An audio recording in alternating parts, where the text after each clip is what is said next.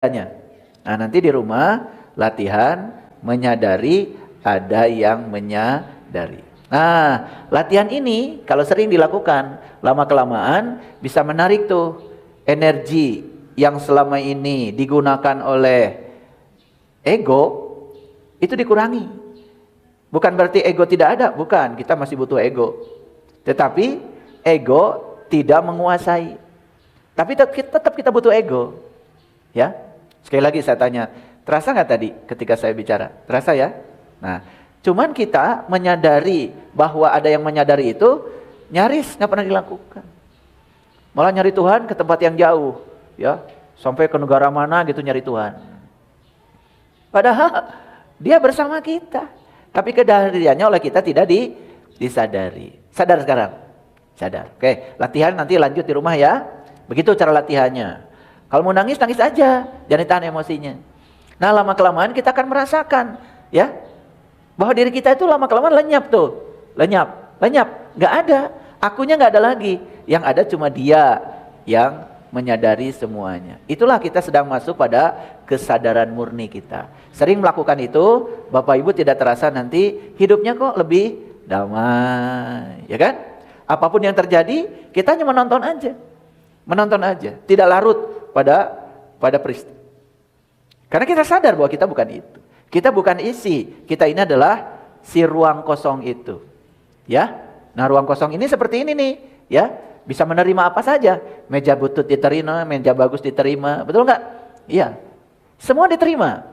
Nah, itulah sifatnya Allah yang Maha Pengasih, Maha Penyayang. Nah, yang suka ini kawan, ini lawan. Nah, mulai itu, ya. Kita sedang dikuasai oleh diri palsu kita. Itulah si Rahwana itu, si Dasamuka. Nah, itu jangan dikasih nutrisi terlalu sering.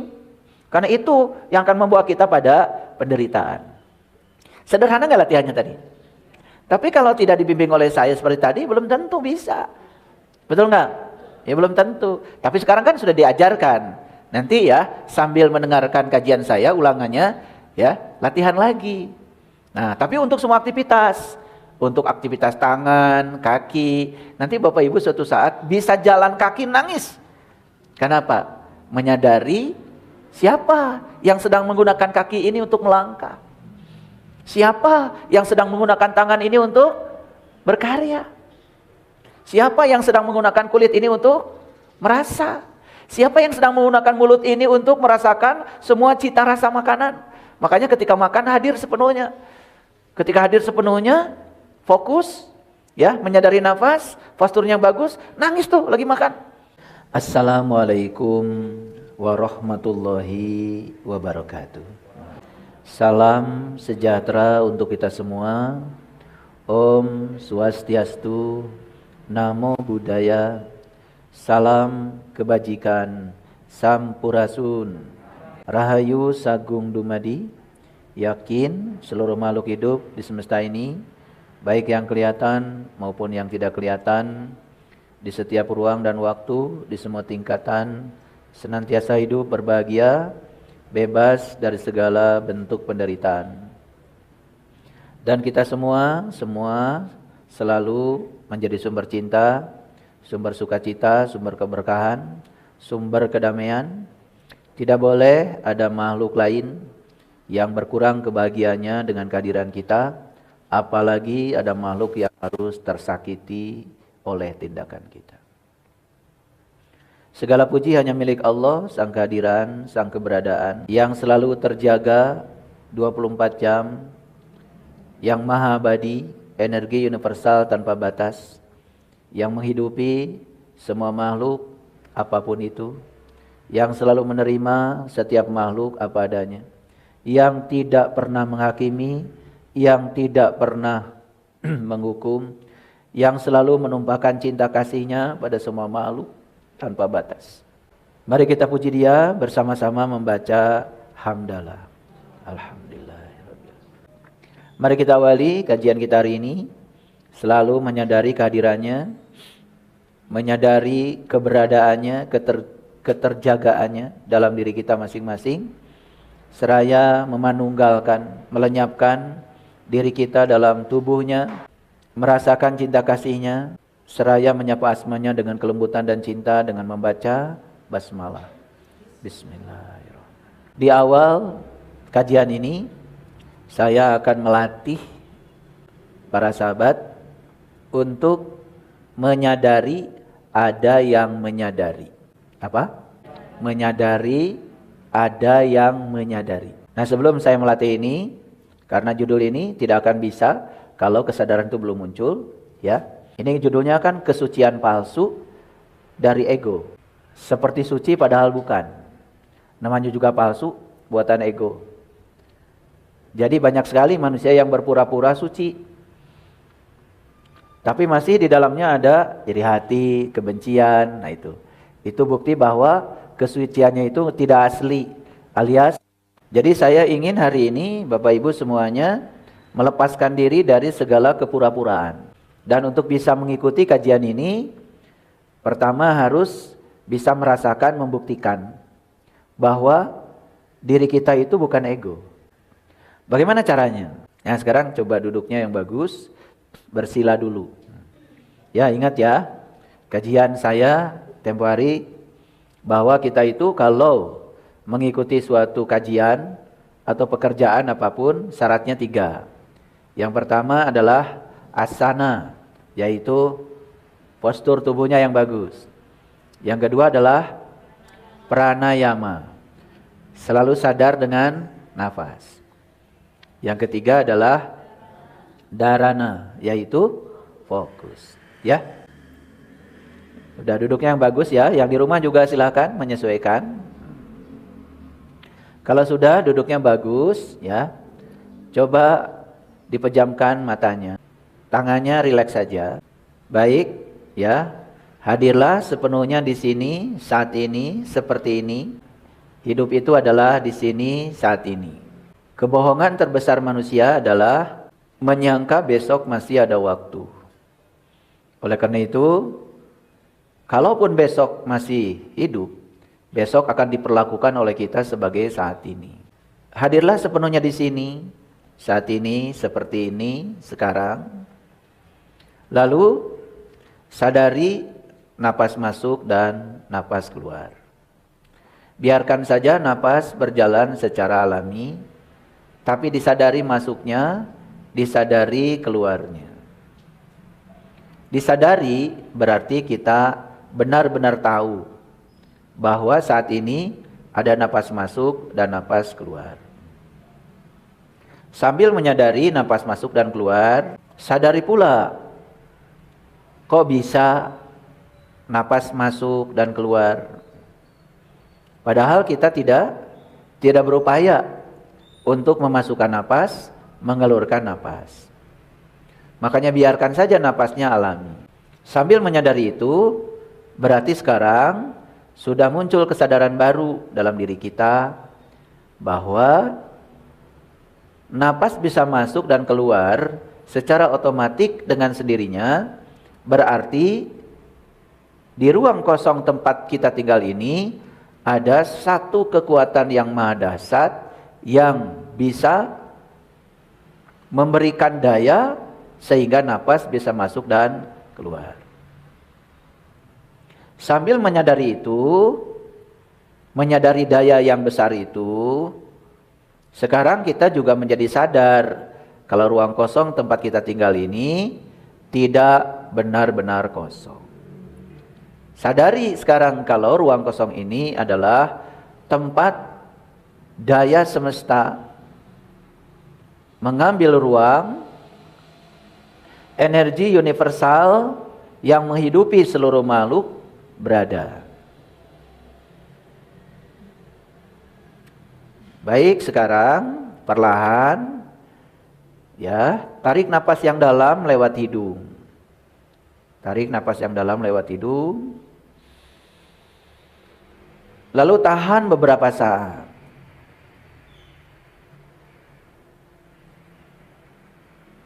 Tahan di perut, jangan di dada. Lalu sekarang izinkan napas itu keluar dengan penuh cinta kasih, seperti kita mengantarkan tamu agung yang kita hormati, yang kita sayangi dengan lembut. Nah, sekarang tarik lagi lebih dalam, lebih lambat lagi.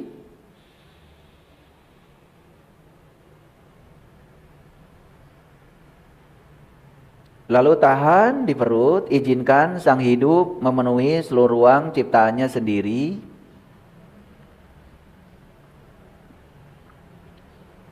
Baik, sekarang lepaskan sedikit-sedikit dengan penuh cinta kasih.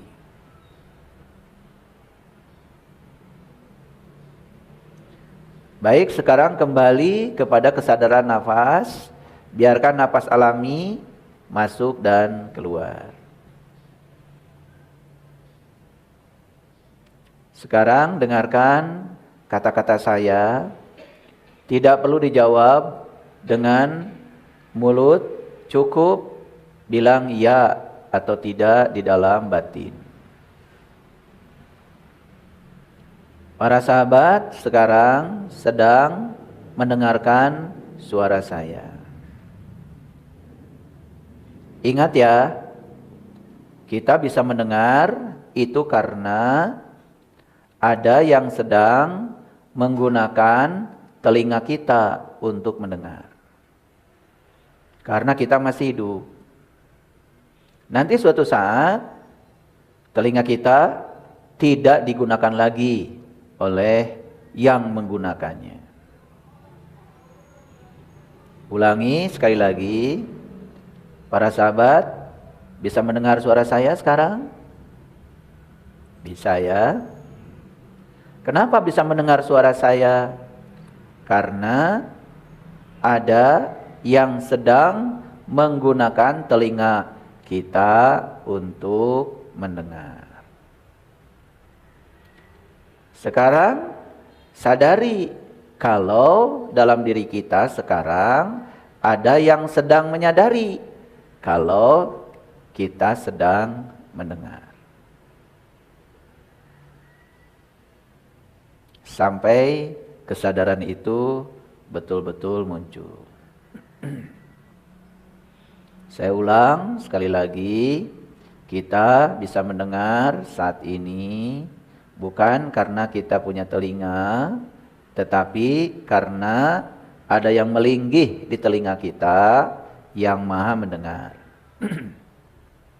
Yang maha mendengar itu sekarang sedang menggunakan telinga kita untuk mendengar. Jadi siapa sesungguhnya yang sedang mendengar itu? Sadari bahwa sekarang kita sedang menyadari kalau ada yang sedang menggunakan telinga kita untuk mendengar. Siapa yang sedang mendengar itu? Rasakan. Kalau mau menangis, menangis saja, gak apa-apa. Bertahun-tahun kita mendengar, tetapi kita tidak menyadari bahwa sebetulnya yang mendengar itu bukan kita. Karena kita sesungguhnya tidak ada, karena Tuhan tidak pernah meniupkan ruh kita. Tapi sesungguhnya diri sejati kita adalah ruhku, bagian dari dirinya yang sedang mengalami pengalaman untuk menjadi manusia. Sudah disadari? Ingat, kita sedang latihan menyadari ada yang menyadari. Sekarang jawab pertanyaan saya dalam batin. Apakah Bapak Ibu sekarang sadar kalau Bapak Ibu sedang mendengar suara saya? Siapa yang menyadari bahwa kita sadar sedang mendengar itu? Jawab sendiri. Itulah diri sejatimu yang diam dan hadir terus-menerus. Namun diam dan hadirnya oleh kita selama ini nyaris tidak disadari. Sadar kalau yang menyadari itu ada? Anggukan kepala kalau sadar. Sadar kalau yang menyadari itu ada. Sadar. Siapa yang sedang menyadari bahwa kita sedang mendengar itu? Siapa? Itulah dirimu yang sejati, yang tidak akan pernah terkena kematian, yang diam, halus, hadir di balik semuanya. Sekarang buka matanya perlahan dan lihat saya. Semua lihat saya. Oke. Tataplah saya, tapi dengan kesadaran. Dengarkan pertanyaan saya. Ketika Bapak Ibu sedang melihat saya, kelihatan gak saya? Kelihatan. Siapa yang sedang melihat itu? Yang sedang melihat itu adalah Dia yang Maha Melihat, yang melinggih di mata kita, sedang menggunakan mata kita untuk melihat. Oke. Sadar kalau kita sedang melihat? Sadar. Siapa yang menyadari kalau kita sedang melihat? Siapa? Ketemu rasa itu? Sering kita melihat? Sering. Dan kita mengabaikan kesadaran itu. Kita tidak sadar bahwa di balik penglihatan kita ada yang sedang menyadari bahwa kita sedang melihat. Terasa? Terasa? Oke. Dulu sering belajar kan? Katanya Allah Maha Melihat. Tapi kita tidak pernah membuktikannya. Sekarang terbukti kalau Dia Maha Melihat? Ya. Baik. Yang sedang menggunakan mata Bapak Ibu yang berbeda ini, apakah dia yang sama? Yes, dia yang sama. Apakah dia meliputi semuanya? Yes. Apakah yang sekarang tidak berada di sini sedang menggunakan matanya untuk melihat? Yang sedang melihat itu dia yang sama? Terus perbedaannya apa? Bapak Ibu yang di sini dengan yang tidak ada di sini. Perbedaannya Bapak Ibu sekarang sedang menyadari kalau ada yang menyadari. Sekarang saya tanya, apakah detak jantung Bapak Ibu sekarang sedang aktif? Coba pegang. Kok bisa tahu kalau jantung kita sedang aktif? Siapa yang sedang menyadari kalau jantung kita sedang aktif itu? Siapa? Siapa? Itulah diri sejatimu.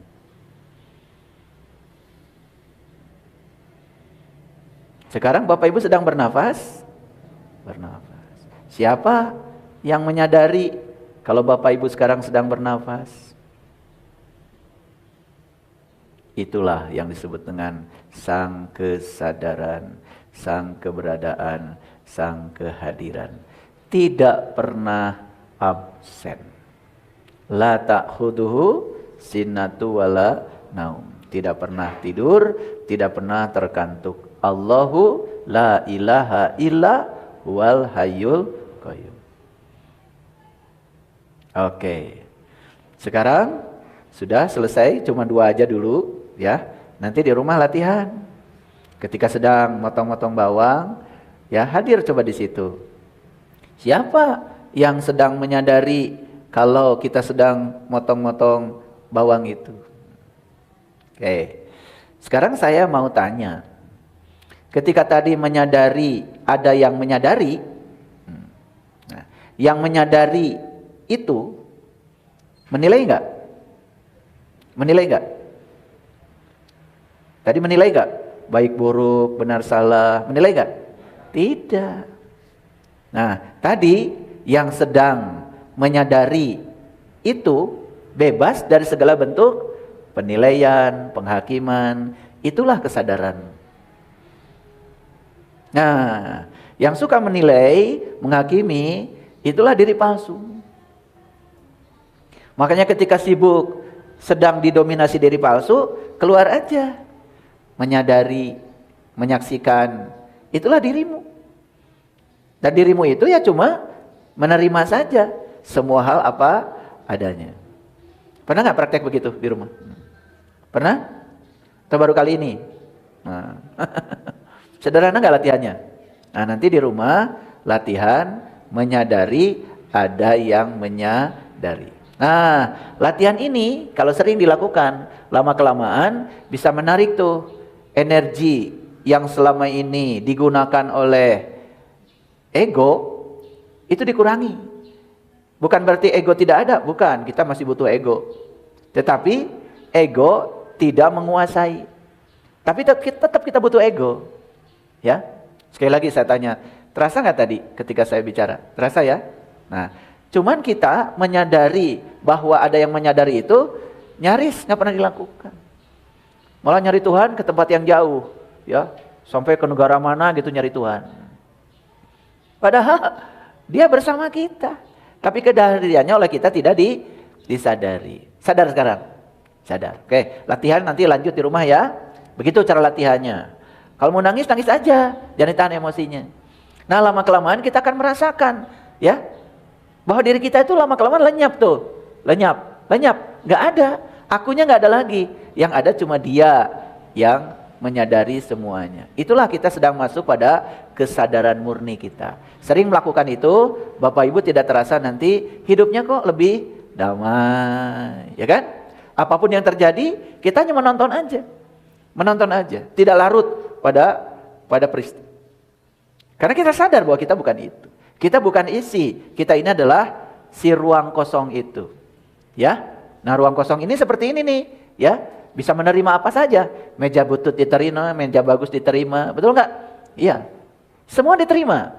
Nah, itulah sifatnya Allah yang Maha Pengasih, Maha Penyayang. Nah, yang suka ini kawan, ini lawan. Nah, mulai itu, ya. Kita sedang dikuasai oleh diri palsu kita. Itulah si Rahwana itu, si Dasamuka. Nah, itu jangan dikasih nutrisi terlalu sering. Karena itu yang akan membawa kita pada penderitaan. Sederhana nggak latihannya tadi? Tapi kalau tidak dibimbing oleh saya seperti tadi, belum tentu bisa. Betul nggak? Ya belum tentu. Tapi sekarang kan sudah diajarkan. Nanti ya, sambil mendengarkan kajian saya, ulangannya, ya, latihan lagi. Nah, tapi untuk semua aktivitas. Untuk aktivitas tangan, kaki. Nanti Bapak Ibu suatu saat bisa jalan kaki nangis. Kenapa? Menyadari siapa yang sedang menggunakan kaki ini untuk melangkah. Siapa yang sedang menggunakan tangan ini untuk berkarya. Siapa yang sedang menggunakan kulit ini untuk merasa. Siapa yang sedang menggunakan mulut ini untuk merasakan semua cita rasa makanan. Makanya ketika makan hadir sepenuhnya. Ketika hadir sepenuhnya, fokus, ya, menyadari nafas, posturnya bagus, nangis tuh lagi makan. Ya. Jadi ada tuh jamaah saya, dia itu tukang pijit. Jadi nyampe di rumah itu, ya, berharap istrinya sudah menyediakan makanan. Nyampe di rumah, ya, ada makanannya, tapi cuma nasi aja. Nah, si egonya awalnya mau marah, tapi ingat katanya sama saya. Ingat sama saya. Nah, kadang-kadang ada juga yang mau marah nggak jadi, katanya ingat sama saya. Buat apa marah? Ditanya istrinya, kenapa tidak menyediakan lauk pauk, cuma nasi aja? Jawabannya apa coba? Sambil nangis istrinya. Gak ada uangnya, kan nunggu kamu datang. Nah, dia tidak jadi marah karena sadar. Karena istrinya gak ada uang buat itu. Ya sudah, akhirnya dikasihlah uang hasil pijitan itu. Begitu istrinya. Dasar harus begitu mungkin lakonnya ya. Itu tukang lotek tutup. Restoran tutup. Mungkin pulangnya udah terlalu malam mungkin. Ya itu. Itu tiba-tiba aja katanya. Ya sekitar situ tuh warung makanan semua tutup. Nah mau kesal nih sama istrinya. Udah dikasih uang, lama banget gitu. Ingat saya lagi katanya. Ingat saya lagi. Akhirnya apa? Sudah dia duduk, karena pernah belajar kesadaran dengan saya, dia ambil nasi dengan tulus. Kemudian dimasukkan ke piring, dia makan. Seolah-olah semua yang sedang dicari istrinya itu, nggak pulang-pulang itu, sudah ada. Dan dia saat itu baru merasakan sepanjang hidup katanya, makan yang paling enak, cuma nasi aja. Tapi semua rasa itu, dari nasi itu hadir. Padahal di nasi itu kan gula ada, rasa garam ada sebenarnya di nasi itu. Cuman karena kita pikirannya tidak hadir, lalu kita menganggap seolah-olah nasi ya nasi gitu. Dan otak kita sudah disetting dari kecil, seolah-olah kalau tidak ada ikan, tidak ada daging, tidak enak gitu. Tapi saat itu dia berterima kasih betul-betul sama nasi. Setiap suapnya disadari, dia nangis katanya. Dan ketika istrinya datang, sudah muter-muter, cuman bawa kerupuk. Akhirnya istrinya dipeluk sama dia. Dan kata dia sama saya, itu katanya pelukan dia yang paling terasa sebagai cinta kasih pada istrinya sepanjang dia menikah. Gak kurang ajar itu. Betul gak? Itu pelukan yang katanya kata dia itu, ya itu. Itu pelukan dia yang benar gitu, yang tulus. Pelukan dia yang penuh dengan kesadaran. Dan saat dia memeluk istrinya itu dengan cinta kasih, dia tidak merasakan lagi itu istrinya. Dia sedang merasakan pelukan ilahi. Dan saat itu dia merasakan kedamaian yang luar biasa. Coba Bapak Ibu, kalau kita bisa. Nah, makanya hidup bukanlah masalah yang harus dipecahkan. Hidup itu adalah misteri yang harus dirayakan. Bagaimana merayakannya? Bukan pesta pora. Merayakan itu menyadari ada yang menyadari. Itu aja latihannya. Saya kalau mandi itu bisa nangis. Saya makan bisa nangis. Saya olahraga aja bisa nangis gitu. Setiap langkah itu disadari.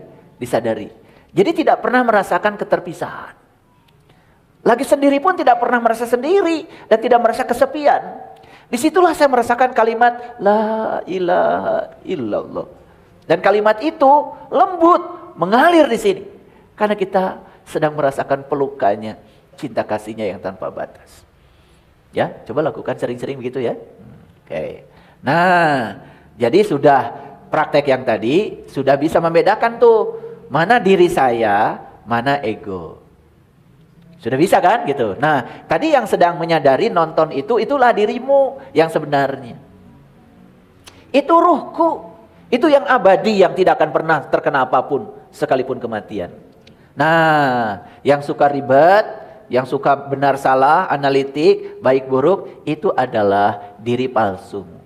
Apakah penting diri itu ada? Gak apa-apa. Ya, loh, laut aja kalau nggak ada ombak ada yang nonton. Coba Bapak Ibu ke laut, lihat apa? Lihat laut, lihat ombak. Lihat ombak. Laut kalau nggak ada ombaknya busuk. Nah, hidup ini perlu ombak. Nggak apa-apa. Ya, jadi riak-riak di sini perlu. Tapi sadari kalau itu bukan kamu. Itu bukan aku. Aku adalah yang menyaksikan semuanya tadi, yang menyadari semuanya. Itulah diri sejatimu. Nah, dengan latihan itu kita bisa ketemu dia setiap saat dengan rasa. Apalagi yang sudah terbuka mata kolbunya ya. Wah, bukan hanya rasa, kita juga bisa menyaksikan sang wajibul wujud itu nyata adanya. Oke. Nah, jadi judulnya kesucian palsu dari ego. Melahirkan kebencian. Jujur nih saya mau nanya Bapak Ibu. Kan Bapak Ibu tuh dari kecil belajar agama ya? Oke. Kalau Bapak Ibu belajar agama selama ini, kebanyakan apa yang dipelajari? Belajar ngaji kan? Tuh. Belajar baca sebetulnya. Ya. Belajar baca huruf-huruf Arab. Betul nggak? Lalu melafalkannya dengan baik, dengan fasih. Ya toh? Gitu. Jujur ya, ini harus jujur karena udah dilatih tadi. Mana aku yang sejati, mana ego tadi? Langsung tadi. Oke. Sekarang saya tanya, ketika Bapak Ibu bisa membaca Al-Quran, ya, mad tobi'inya, mad aridit sukunya, ikhfa'nya, idgomnya, ya, iklabnya sempurna, bahkan membacanya juga sangat sempurna. Jujur ya, jujur. Ada nggak? Ya, ketika Bapak Ibu melihat orang lain bacaannya kurang bagus. Ada nggak perasaan bahwa saya lebih dari yang lain? Ada nggak? Ada. Jujur berarti ya. Nah, Bapak Ibu disuruh mengajar pada yang belum bisa itu. Kalau orang ini yang diajar ini nggak bisa-bisa, kayak Bapak Ibu, marah nggak Bapak Ibu? Marah ya. Benar ya? Tuh. Nah, kita tuh tidak sadar bahwa selama ini nggak belajar agama. Hanya belajar memberikan energi dan nutrisi pada ego. Munculnya apa? Munculnya merasa paling bisa. Betul nggak? Merasa paling soleh, padahal baru bisa baca aja. Gitu. Betul nggak? Betul nggak, Bu Yeti?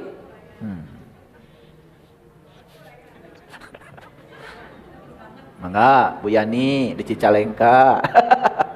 A'udzubillah. Ya kalau bisa begitu tuh langsung ya, merasa paling soleh, merasa paling hebat. Nah, kita tidak sadar bahwa kita ini sebetulnya tidak belajar agama.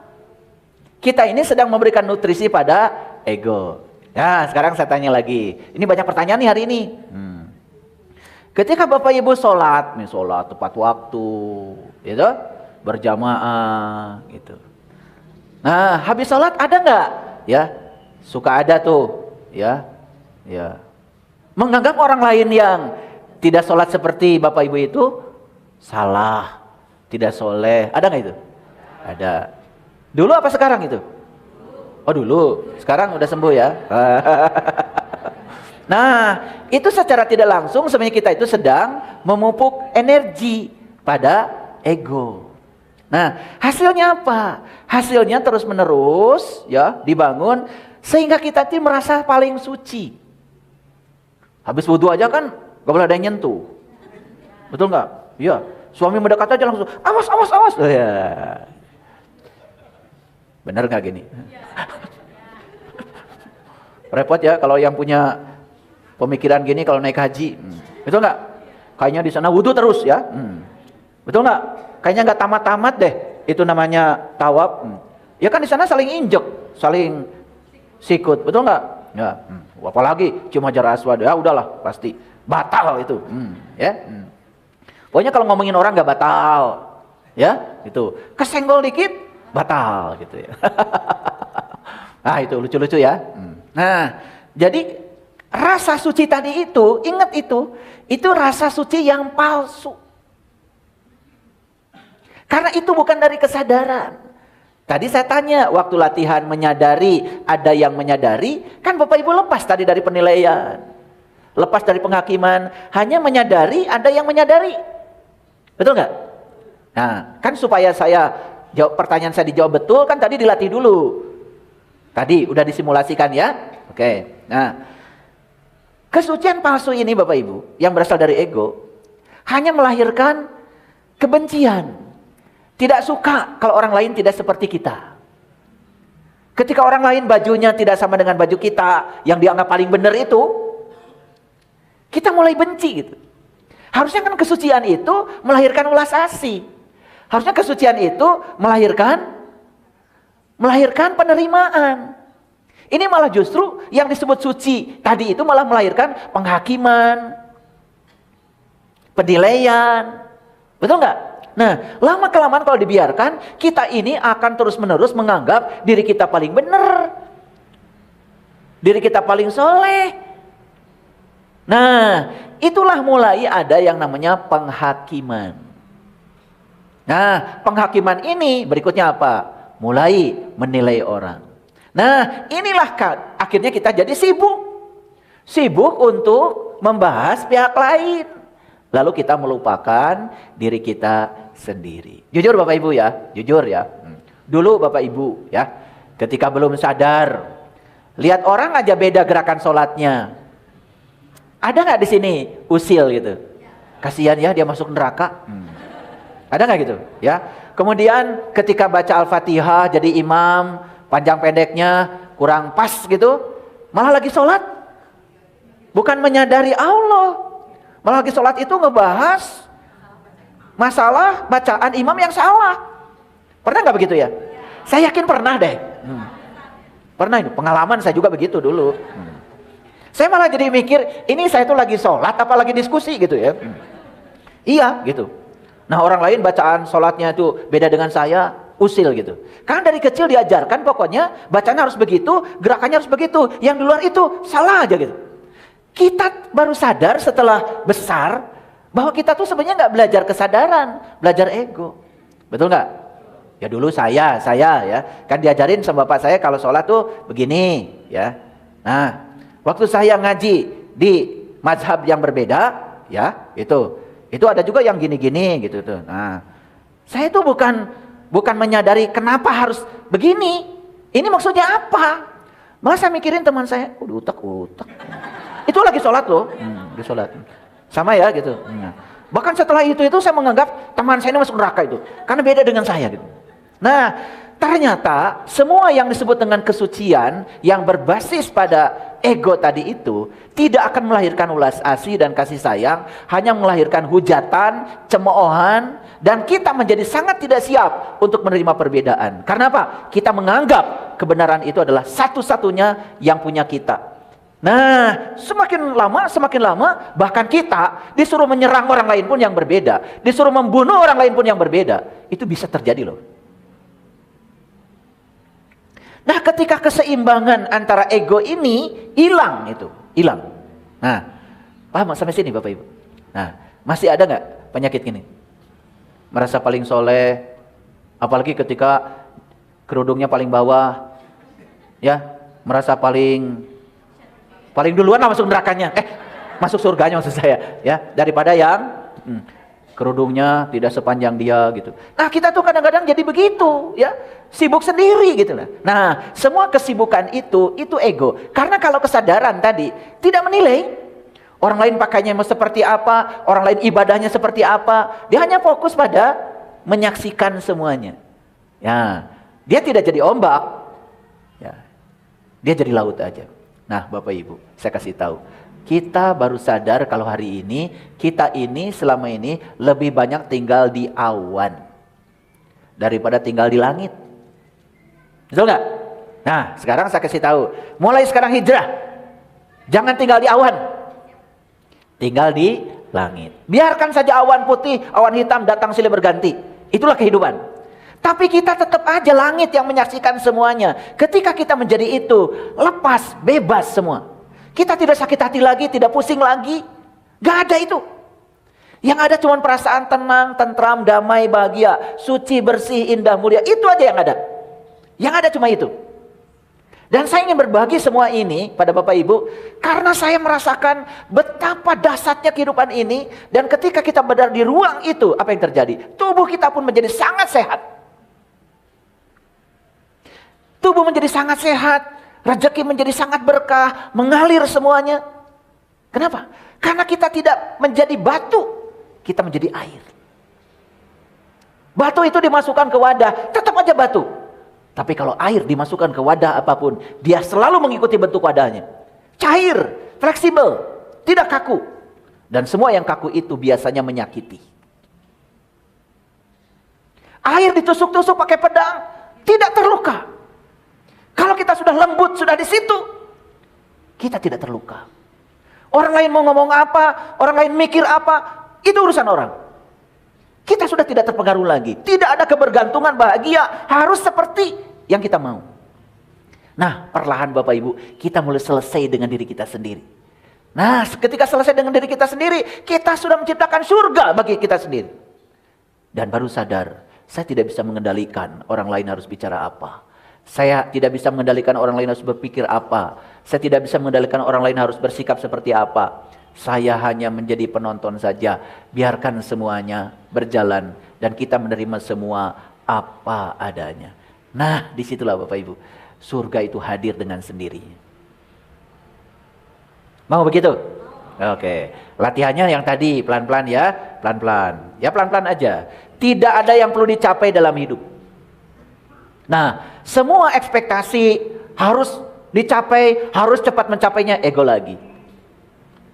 Bapak Ibu belajar membaca Al-Quran. Pokoknya 30 hari harus 30 juz. Nah, ego. Nanti malam saya mau sholat tobat. Pokoknya sholat tobatnya saya mau 100 rakaat. Ego. Akhirnya mengejar rakaat, nyaris setiap rakaat tidak disadari. Buat apa? Betul nggak? Jadi kita kemudian mengejar, seolah-olah ada yang harus dicapai dalam hidup ini. Lihat itu pohon-pohon di sekitar kita. Mereka tidak mengejar apapun. Hanya tumbuh, tumbuh, tumbuh. Saatnya berbuah, berbuah. Saatnya berbunga, berbunga.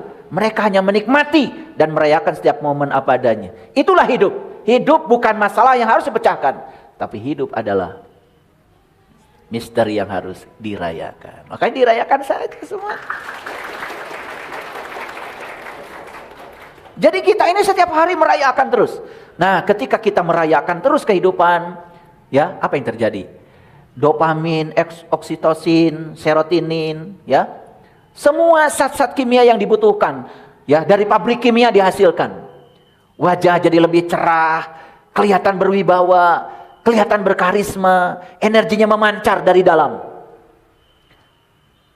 Hadir saja, tidak usah bicara apa-apa. Itu sudah cukup memberikan energi pada semuanya. Memberikan rasa aman, rasa tentram, rasa damai.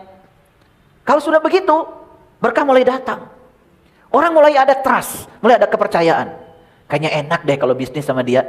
Orangnya bisa dipercaya, enak kalau ngomong sama dia. Nah mulai itu, tawaran, peluang datang. Betul nggak? Coba, jadi orang pika sebelin. Kalau ngomong selalu negatif, pikirannya negatif ya. Kalau datang selalu membuat onar. Ya, berburuk sangka kepada orang lain. Yang seperti itu, dia tidak sadar kalau dia sedang membuat batas dengan orang lain. Tidak ada trust. Orang lain tidak percaya, nggak mau kerja sama dia. Kan jadi jauh itu. Silaturahimnya itu tidak ada. Silaturahim itu berarti menyambungkan rasa. Nah, sambungnya rasa itu kalau sudah ada welas asih. Paham ya sampai sini? Oke, sekarang saya lanjut. Nah, kita perlu paham itu. Sebetulnya ego itu apa? Ya. Mohon izin di HP-nya. Ya, kalau lagi kajian dengan saya, dengerin aja. Gak usah merekam, tidak usah juga live, karena akun saya sedang live. Ya. Belajar kita untuk tadi, ya, belajar untuk posturnya yang bagus, napasnya yang bagus, kemudian fokus, ya, supaya ngaji dengan saya ada berkah, ya. Oke, perhatikan. Saya akan bicara secara psikologi, ya. Sebetulnya ego itu apa? Oh, kok nggak masuk?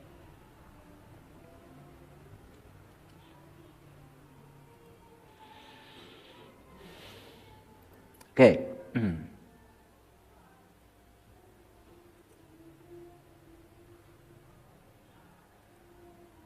Oke.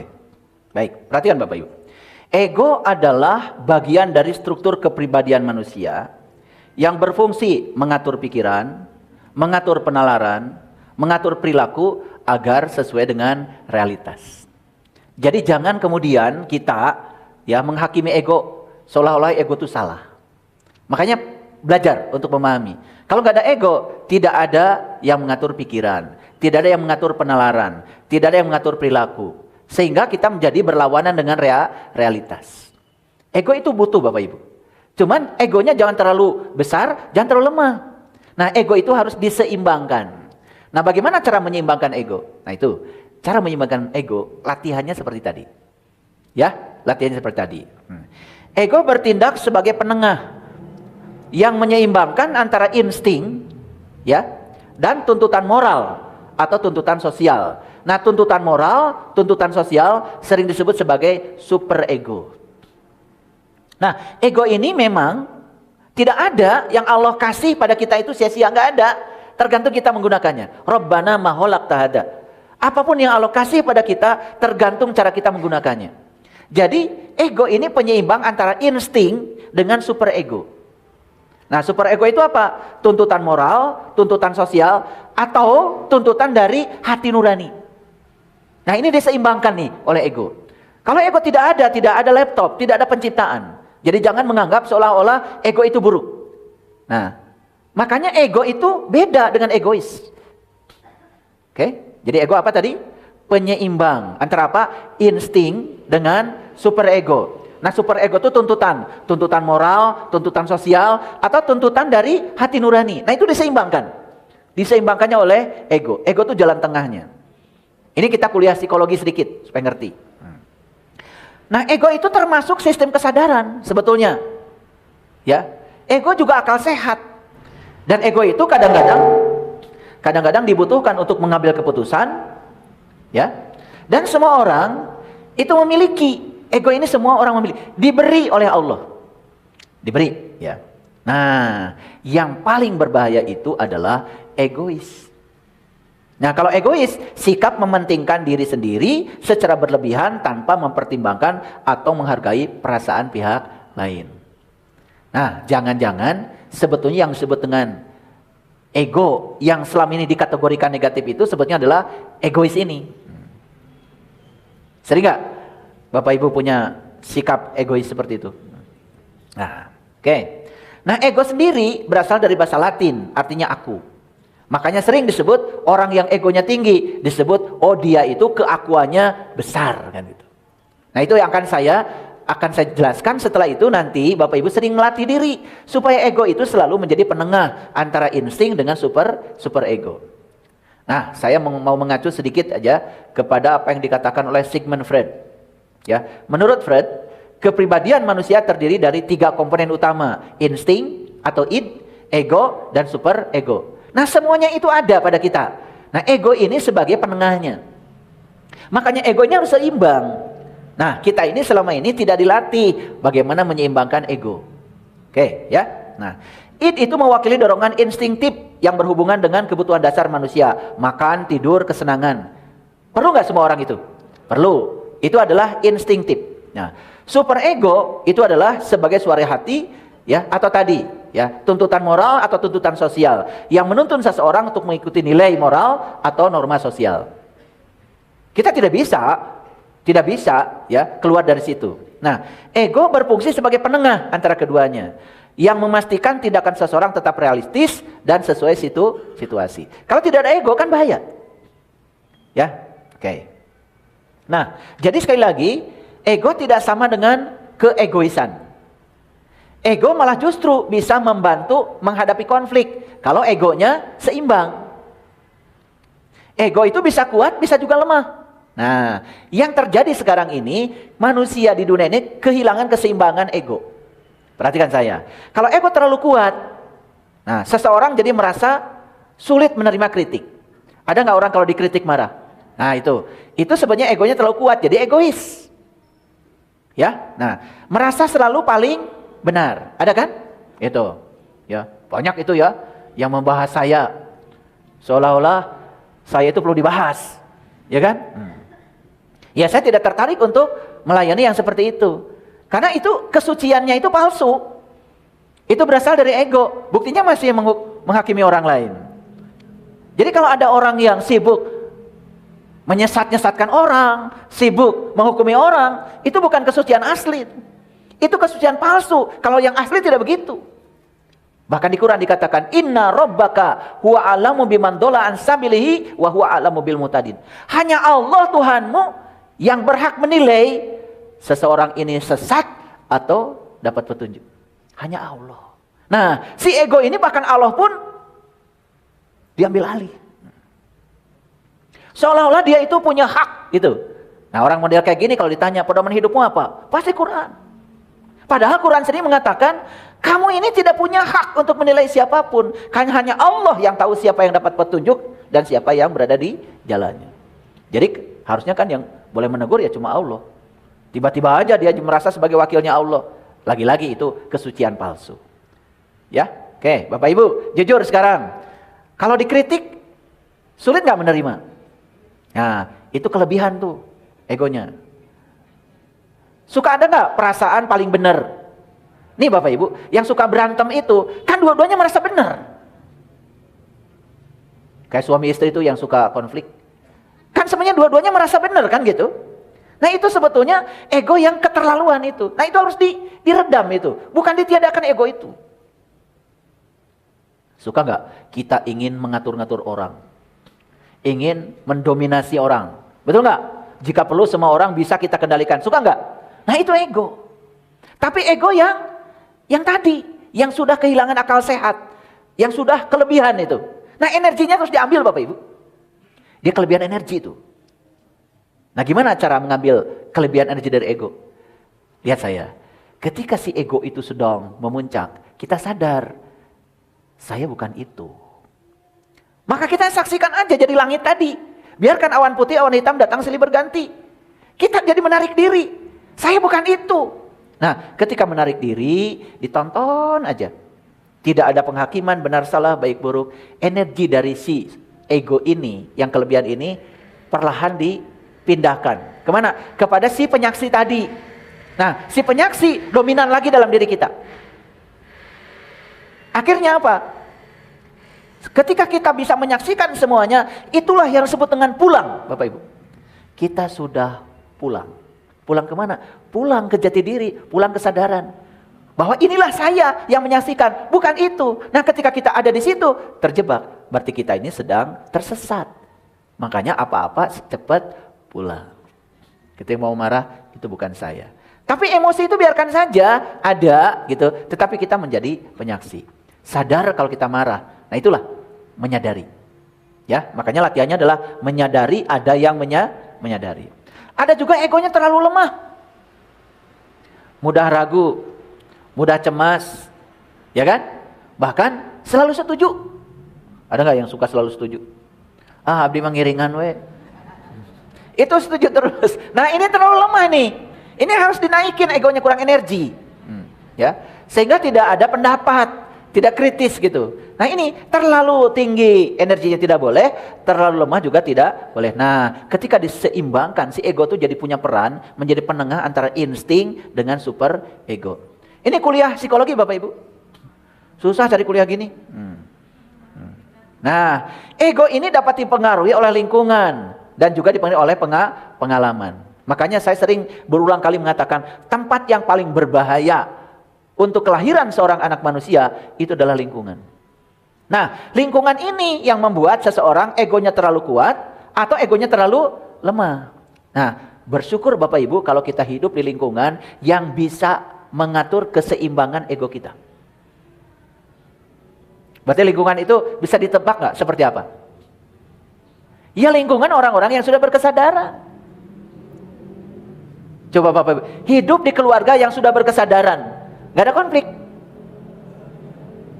Konflik itu karena hidup di keluarga yang semuanya egonya berlebih atau kekurangan.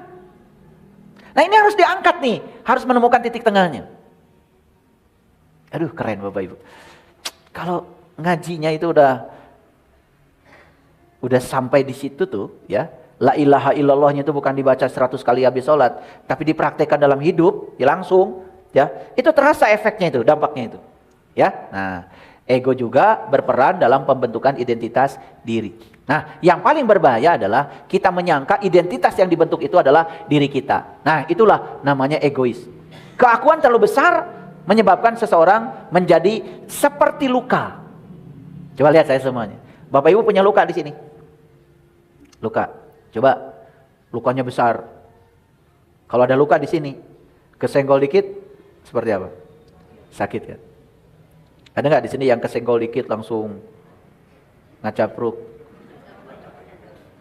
Kalau ngacaprak sih masih mending, ini ngacapruk ya. Kalau ngacaprak saya latih.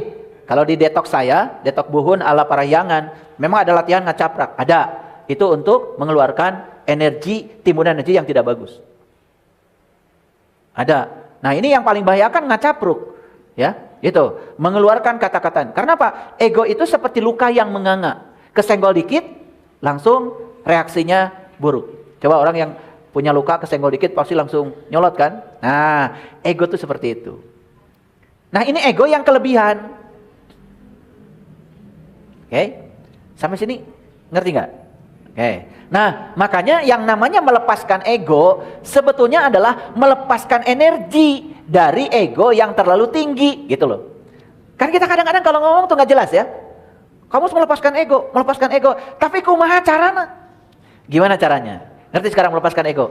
Melepaskan ego berarti melepaskan energinya, tapi jangan semua dilepaskan. Kan butuh ego. Ya? Nah, yuk kita lihat. Begitu energi dari ego itu dilepaskan, sehingga ego mencapai keseimbangan. Pertama, hidup tidak lagi menjadi perjuangan untuk mempertahankan diri, tetapi menjadi tarian bersama semesta yang memeluk kita apa adanya. Yuk lihat sini Bapak Ibu. Kan sekarang ini orang ini cenderung mempertahankan diri hidupnya itu. Betul nggak? Contoh, ya, pencemaran nama baik. Betul nggak? Karena dia pikir nama itu adalah dirinya.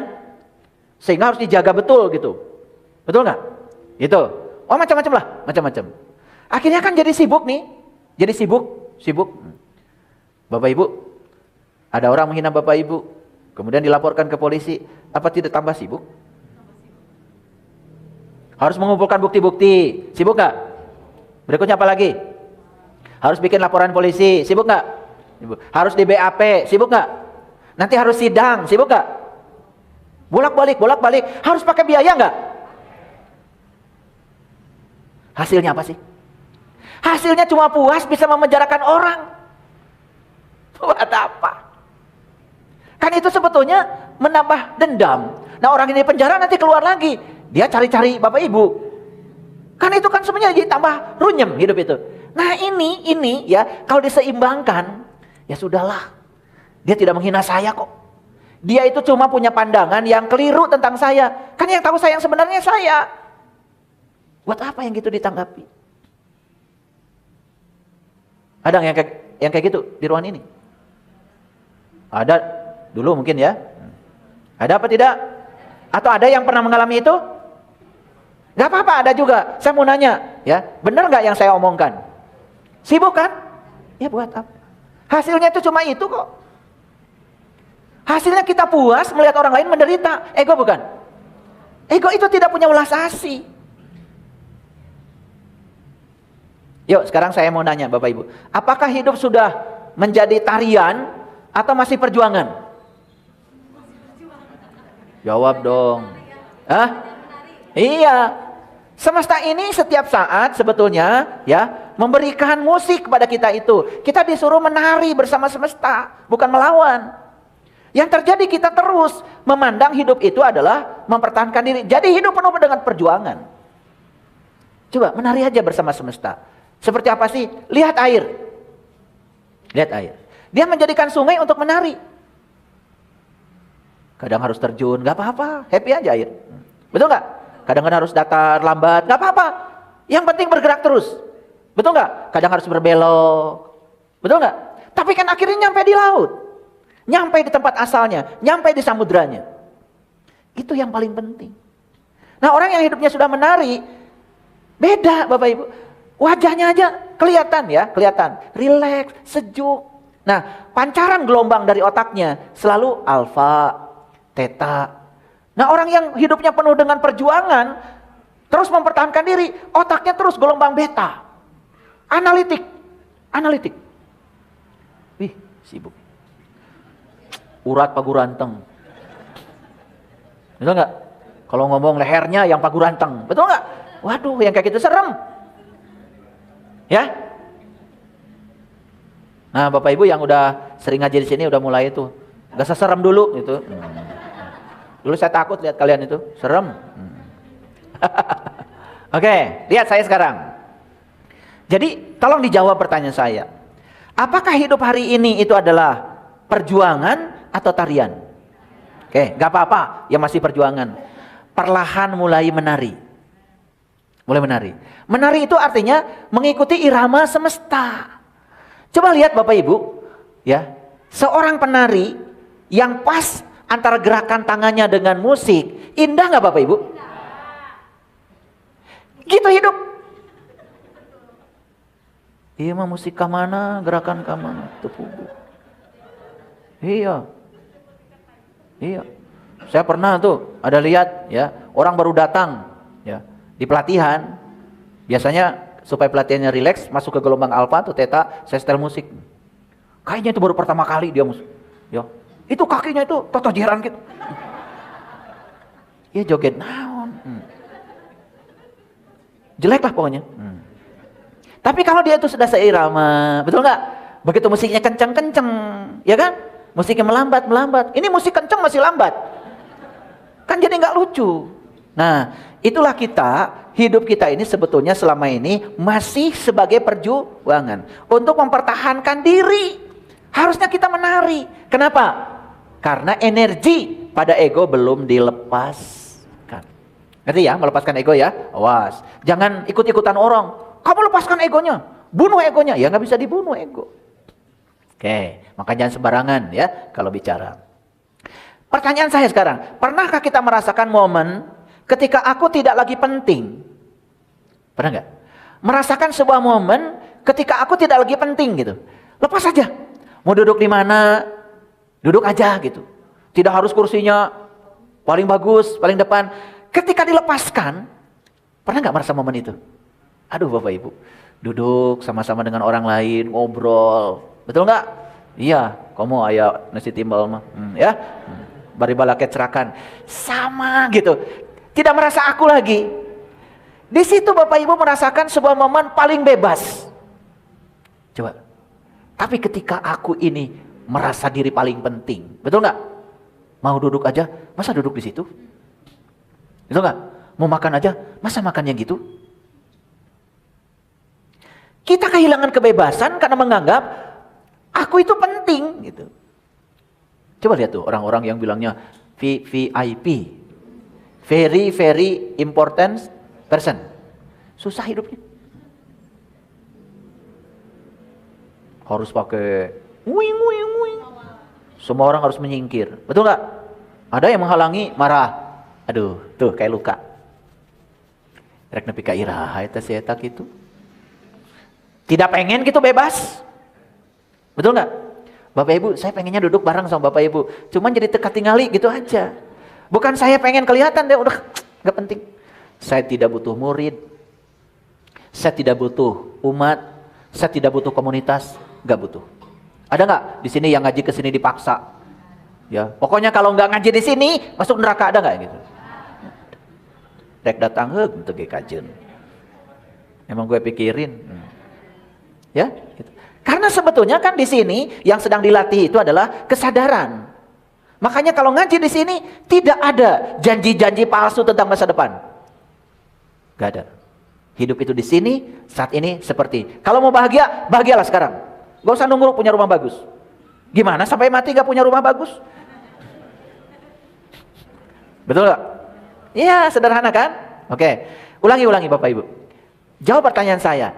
Kalau belum mengalami ini, alami setelah ini.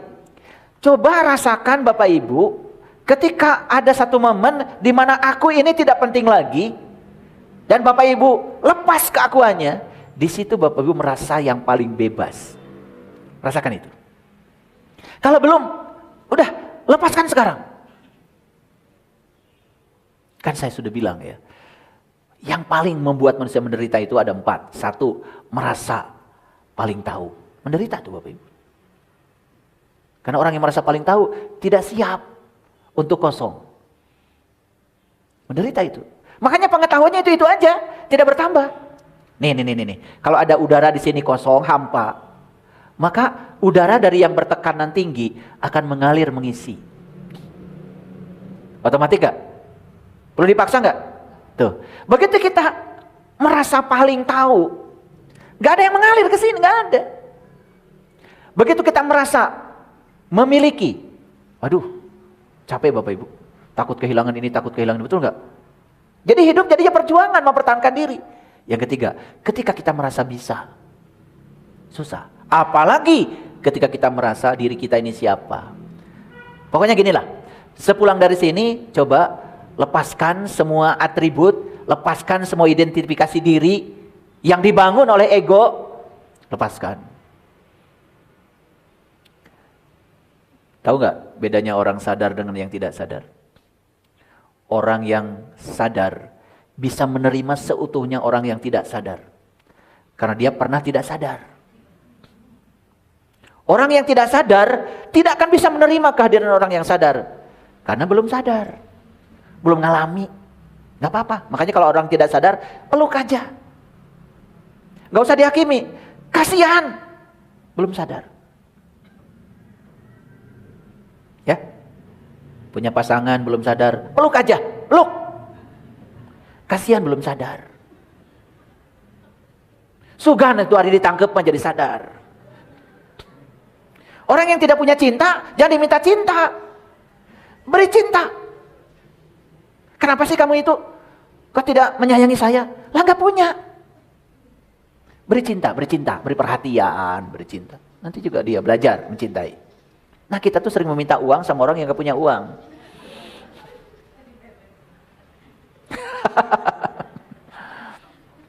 Tahu nggak bedanya orang bodoh dengan orang cerdas? Orang cerdas itu bisa menerima orang bodoh apa adanya. Karena dia tahu dia pernah bodoh. Nah orang bodoh kan belum pernah cerdas.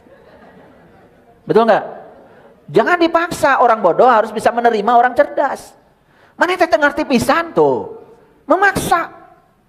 Kalau Bapak Ibu ingin disebut orang cerdas dan sadar, terima orang bodoh dan yang tidak sadar apa adanya. Enak tuh hidup. Tidak ada konflik dengan orang lain. Makanya kalau ketemu orang bodoh, Assalamualaikum, itu aja. Perlu salam aja. Nah, Bapak Ibu perhatikan, melepaskan ego bukan berarti kehilangan. Karena apa? Cuma mengurangi energi yang terlalu berlebihan tadi. Kalau kita melepaskan ego tadi itu, energinya seimbang lagi. Kembali ke defaultnya lagi. Kita akan merasakan apa? Kedamaian yang tidak bergantung pada apapun. Lihat saya semuanya. Kalau kita ini damainya masih bergantung pada situasi yang kita mau, itu palsu. Kedamaian yang asli itu tidak bergantung pada apapun. Tidak bergantung. Di dalam Bapak Ibu. Bahkan kalau kita sudah menemukan kedamaian di dalam, apapun yang di luar kelihatan jadi indah dan damai. Makanya saya sudah kasih rumus. Masih ingat rumus saya? Kita tidak melihat dunia sebagaimana dunia adanya. Tapi kita melihat dunia sebagaimana kita melihat diri kita adanya. Jadi sebetulnya pemandangan di luar itu kita sedang melihat diri kita. Nih ya, orang yang selalu berpikir kelangkaan hidupnya, dia tuh selalu aja yang di luar itu berita tentang kelangkaan. Begitu buka TikTok, harga bawang naik tuh. Itu sudah ada algoritmanya di alam semesta ini. Nih Bapak Ibu lihat, yang hebat itu yang bikin media sosial. Kalau kita pernah ngeklik ya, misalnya orkestra musiknya itu semua yang orkestra itu udah antri di belakangnya itu. Tidak digeser oleh kita, langsung aja dia tahu. Kalau klik sepak bola, misalkan Piala Dunia, kita sedang nonton Spanyol lawan Brazil, nanti selesai datang yang lain tanpa diundang. Itu namanya algoritma. Ternyata ya, si pembuat HP ini membuat algoritma persis seperti algoritma semesta. Orang yang berpikir kelangkaan di sini, begitu buka TikTok, Facebook, selalu krisis moneter. Dolar naik. Harga beras naik. Itu aja beritanya. Algoritma Bapak Ibu. Tapi orang yang berpikirnya keberlimpahan, yang datang juga semua berita-berita tentang keberlimpahan. Nah ternyata orang yang bikin alat komunikasi ini mengikuti prinsip kerja dari alam semesta. Nih Bapak Ibu, yang mau antri ke Bapak Ibu yang mana? Tergantung. Kamu akan melihat dunia sebagaimana kamu melihat diri kamu adanya. Nah oleh karena itu, coba mulai ya. Mulai. Kalau mau beli sepatu jangan berpikir mahal. Berpikir kebeli. Berpikir mahal. Gak akan pakai sepatu itu. Ya. Nah ini tuh harus dirubah. Harus dirubah. Ulangi. Begitu kita melepaskan energi dari ego, yang terjadi apa? Kedamaian yang tak bergantung. Yang kedua, cinta yang tak bersyarat. Ingat sudah saya sampaikan. Cinta itu apa Bapak Ibu? Memberi. Awas, jangan cuma dihafal. Cinta apa? Memberi. Kalau menuntut? Bukan. Mengendalikan? Bukan. Ya, menjajah? Bukan. Membelenggu? Bukan. Memenjara? Bukan. Benar gitu?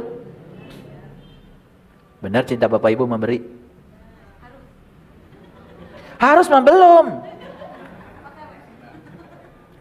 Ulangi sekarang, cinta itu apa?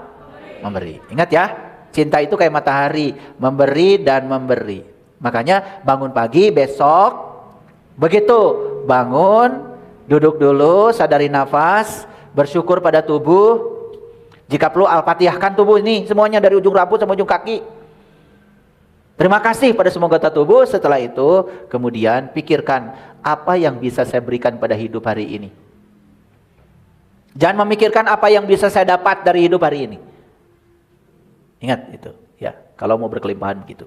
Nah, jadi begitu ego dilepaskan, maka jiwa ini, ya, jiwa ini pulang ke kesadaran murninya.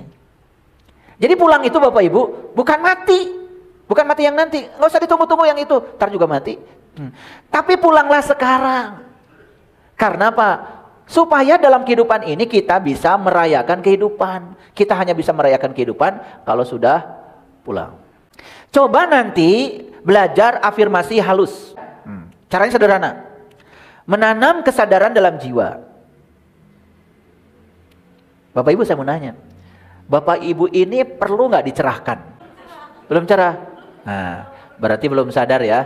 Lihat saya semuanya. Bapak Ibu aslinya itu makhluk langit, makhluk bumi. Makhluk langit. Makhluk langit yang diutus ke bumi. Yes? Bukan makhluk bumi yang harus naik ke langit, bukan. Aslinya Bapak Ibu itu adalah makhluk langit. Yes? Yes.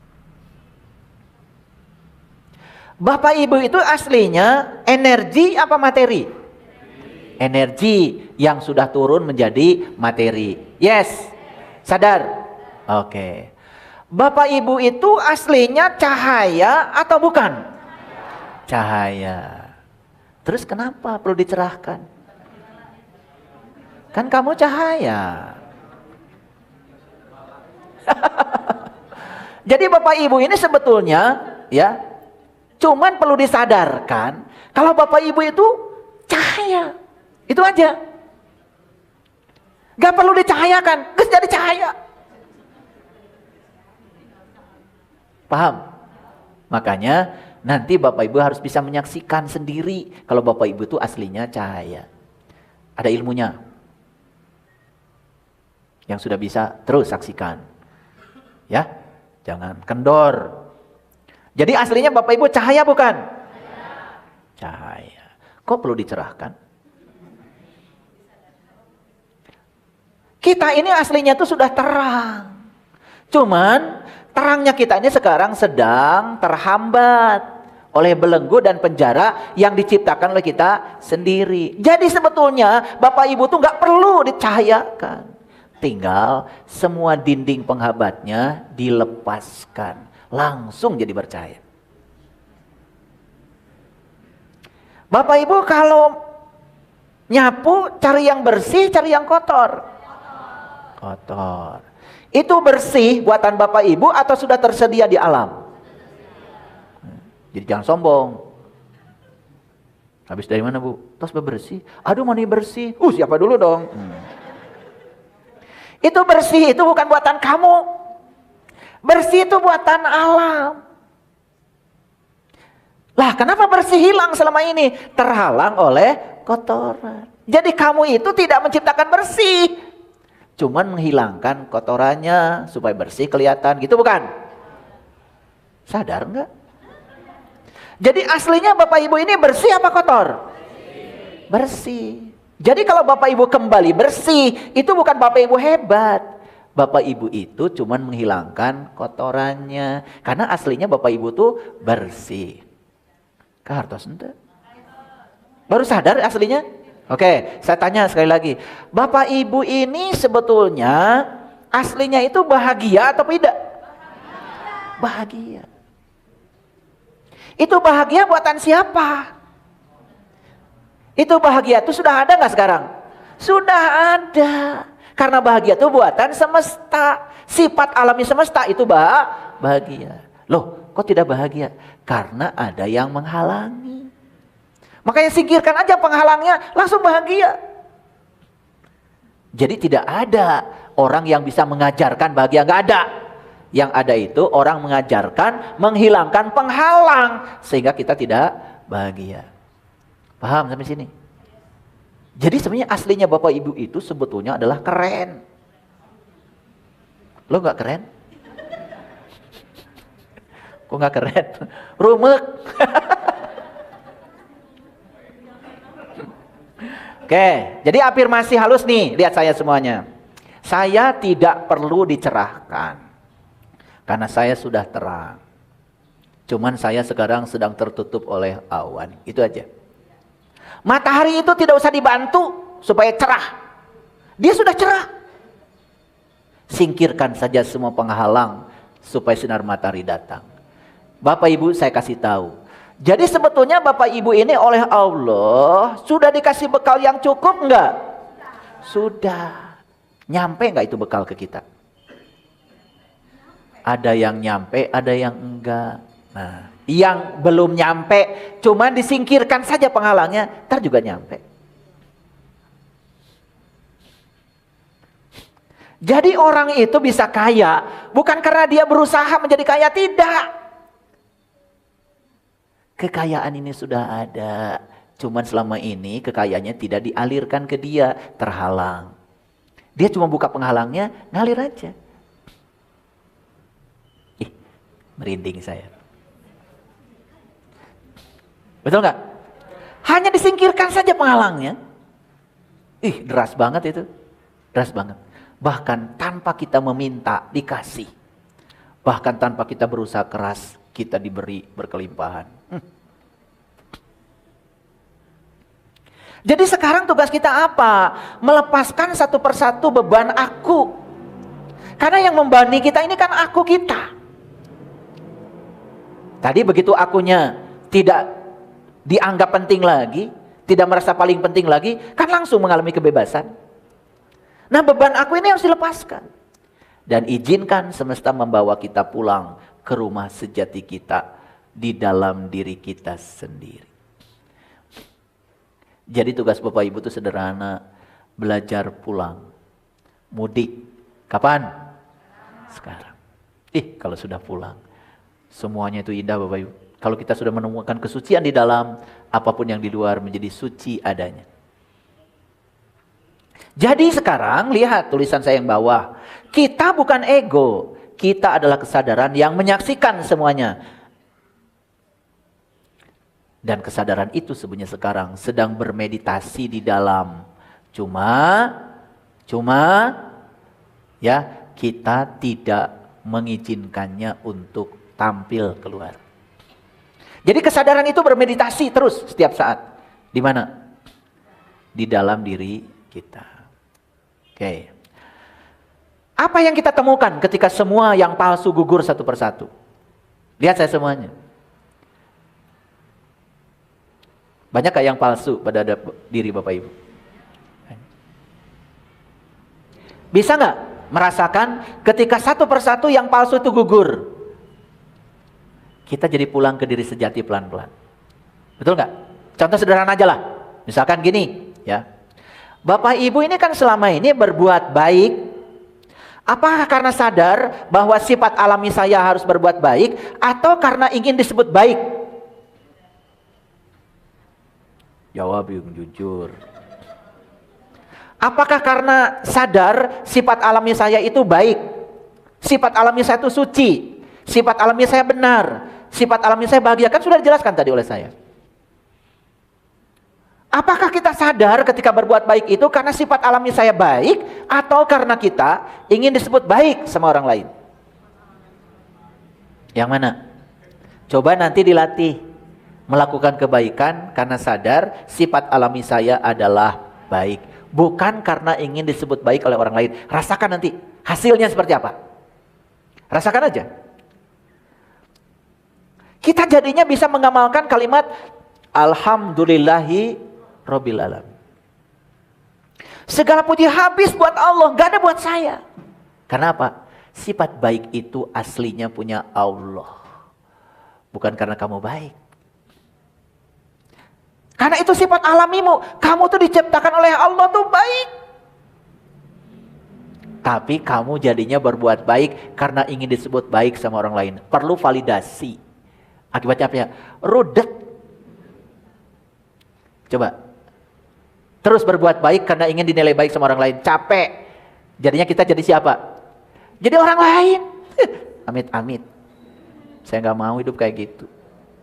Saya berbuat baik karena untuk kepuasan saya. Saya berbuat baik karena saya tahu sifat alami saya emang baik. Tetapi sifat alami saya bukan punya saya. Itu sifat alaminya Allah yang ada dalam diri saya. Sehingga saya bebas. Mau dipuji nggak apa-apa. Mau dicela nggak apa-apa. Alhamdulillah. Segala puji habis buat Allah. Makanya Bapak Ibu coba baca Alhamdulillah itu disadari. Daya mah Alhamdulillah teh. Supaya dapat pahala. Jaga di akhirat. Apa yang tersisa ketika kita tidak lagi menjadi pusat dunia? Lihat saya semuanya. Begitu kita ingin menjadi pusat dari dunia, itulah sumber penderitaan kita. Makanya kita merasa diri siapa, paling penting, paling ini, paling itu, paling itu. Semua orang harus tertuju pada dia. Capek gak hidup kayak gitu?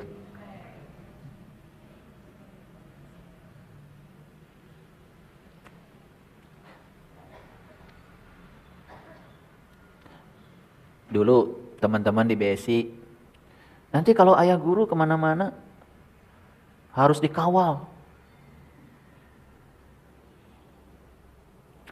Itu katanya bakti sama guru. Saya tanya siapa yang mau ngawal saya? Gak ada yang jawab itu. Kamu mau ngawal saya gak? Masih takut gak kamu? Masih takut, buat apa ngawal saya? Akhirnya saya seleksi semua dengan pertanyaan itu, ya. Ternyata semua yang mengatakan mau jadi mengawal saya semua masih takut. Makanya tidak jadi dikawal. Buat apa dikawal-kawal? Orang yang minta dikawal itu orang yang takut. Orang yang takut itu orang yang salah kan? Betul nggak? Orang kalau nggak salah nggak perlu takut.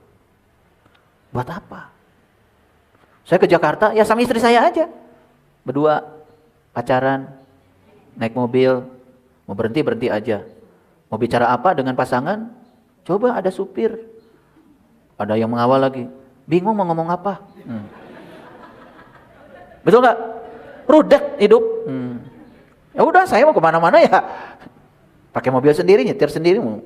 Karena saya juga tidak mau melemahkan diri saya. Banyak yang melamar sama saya. Kasihan tuh ayah kemana-mana nyupir sendiri. Kasihan lagi, saya aja tidak perlu dikasihani. Ya saya kemana-mana nyupir apa-apa. Karena apa? Ya supaya refleks saya juga bagus, kesadaran saya terlatih. Karena itu adalah pesantren saya.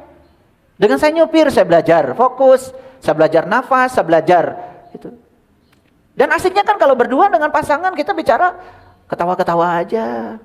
Bicara cucu yang lucu, betul nggak? Kalau ada yang lain kan jadi susah. Betul nggak? Privasi kita jadi terganggu. Ada yang ngawal lagi. Susah, yang ngawal nggak bisa dihipno supaya bisa tidur. Betul nggak? Iya. Nah, jadi kita itu kadang-kadang ya karena merasa aku ini siapa, akhirnya mengundang sesuatu yang membelenggu kita sendiri. Bapak Ibu, saya kesini nyupir aja sendiri. Saya juga merayakan. Tangan saya masih bisa nyetir, kaki saya masih bisa ngerem. Enak aja. Gitu. Ya, saya jadi supir nggak apa-apa. Ya supir buat saya. Kan enak hidup kayak gitu. Betul nggak? Nah, itu tuh wilayah kebebasan kita. Makanya begitu kita tidak menjadi pusat dunia lagi, damai. Yang tersisa cuma satu. Apa itu? Kebenaran. Kebenaran yang bukan dibaca, kebenaran yang dialami, sebuah kehadiran yang tidak membutuhkan validasi, sebuah cinta yang tidak bersyarat, sebuah damai yang tidak bergantung pada keadaan. Itulah pesantren kita. Jadi pesantren kita yang sebenarnya apa Bapak Ibu? Pondok pesantren? No. Kita setiap hari oleh Allah sudah dihadapkan pada berbagai pengalaman istimewa. Inilah pesantren kita, bumi tempat kita hidup. Tidak usah cari pesantren lain. Rumah pesantren bukan Bapak Ibu? Pesantren. Pasar pesantren bukan? Pesantren. Di situ kan Bapak Ibu belajar praktek yang sebenarnya. Betul nggak? Iya. Nih lihat nih. Duhur sholat, asar sholat, maghrib sholat, isya sholat, subuh sholat. Ada nggak orang ketika sholat nyolong? Nggak ada. Di mana nyolongnya dia? Nah di sini nih, sini nih. Antara duhur dengan asar. Sini kan nyolongnya. Ada nggak? Ya, orang lagi sholat selingkuh. Di mana selingkuhnya? Di sini. Sini. Tadi di sini korupsi, di sini selingkuh. Benar nggak omongan saya? Itu. Karena sholatnya cuma 5 waktu. Makanya kata Allah sholat itu sepanjang waktu. Disebut sholat daim. Nah, zuhur sholat. Di sini ada kesempatan mau korupsi. Enggak. Sholat tuh. Sholat. Tanha anil fahsya wal munkar. Dia tidak melakukan perbuatan keji dan munkar. Sholat itu. Ini yang zuhur sholat, asar sholat, di sini korupsi. Enggak sholat. Yang model kayak gitu mikirin pahala lagi. Gimana? Ngerti maksud saya? Bapak Ibu sholatnya sepanjang waktu? Lihat saya semuanya. Kan lagi sholat duhur nggak korupsi. Tercegah nggak dari perbuat keji dan munkar? Tercegah. Begitu di sini nggak sholat. Ada peluang tuh. Tetapi tidak melakukannya, sholat lagi di sini. Mau ngomongin orang nggak jadi, sholat lagi di sini. Mau jahat sama orang nggak jadi, sholat lagi di sini. Asar sholat lagi. Keren sholat kayak gitu. Pernah nggak lihat Bapak Ibu orang lagi sholat sibuk mindahin duit orang ke rekeningnya, ada nggak? Ada. Nah yang bahaya itu ketika sholat atau ketika tidak sedang sholat. Nah yang bahaya itu di sini Bapak Ibu, di sini, di sini, tak eta, nu bahaya. Pak Kiai melecehkan santrinya lagi sholat, tak aya beritana. Udah biasa nama saat acana sholat atau setelah sholat. Nah lihat saya semuanya, lihat sini. Saat kita memasuki ruang ini, ruang apa tadi? Tuh udah lupa lagi. Saya sedang cerita apa tadi? Ketika kita tidak menjadi pusat dunia lagi, lepas semua keakuan, yang tersisa cuma kebenaran.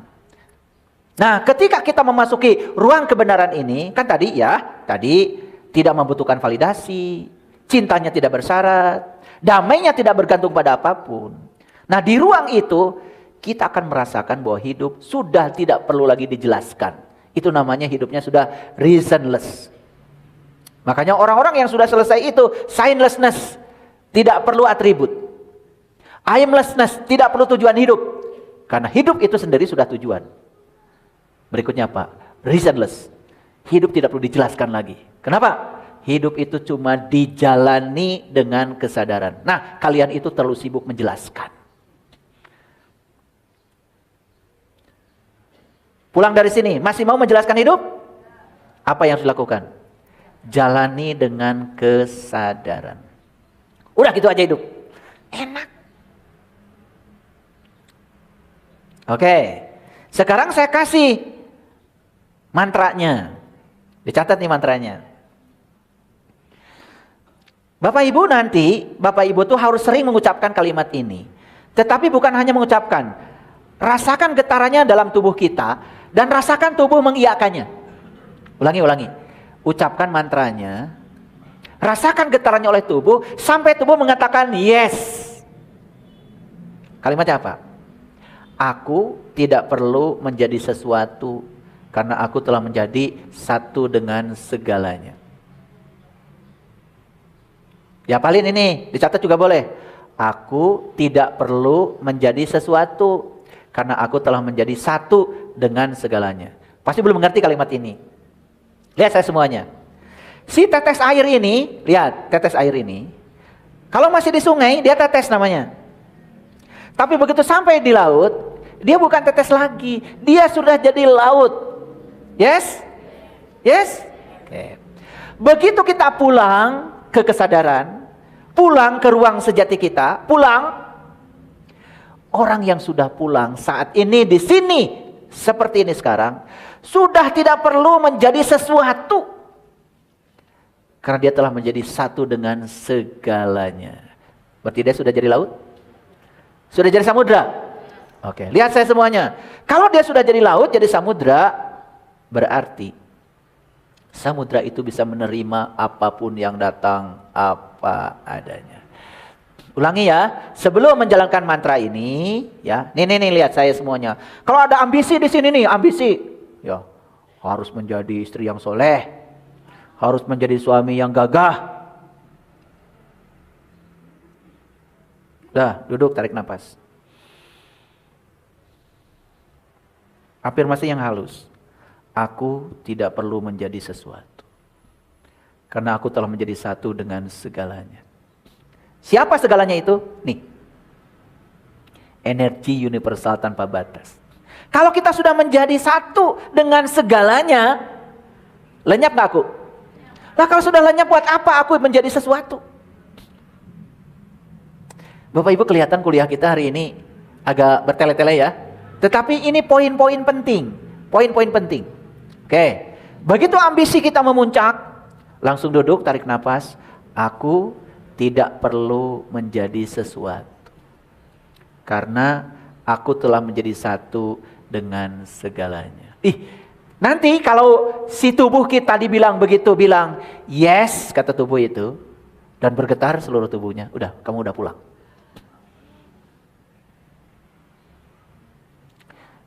Ilmu mahal ini. Tidak perlu baca la ilaha illallah. Kalau mau pakai juga boleh. Coba begitu aja. Coba sekarang semuanya duduk yang tenang. Duduk yang tenang. Saya yakin di otakmu sekarang masih ada banyak ambisi. Jadi perhatikan dulu saya sebelum mulai. Niatnya adalah aku akan meruntuhkan keinginanku untuk menjadi seseorang. Jadi runtuhkan keinginan untuk menjadi seseorang. Gagasan menjadi seseorang, itulah yang membuat kita stres. Lihat saya semuanya. Anak dari kecil diajarin. Kamu nak, kalau sudah besar mau jadi apa? Dokter. Udah stres tuh anak. Karena dia sudah punya ekspektasi.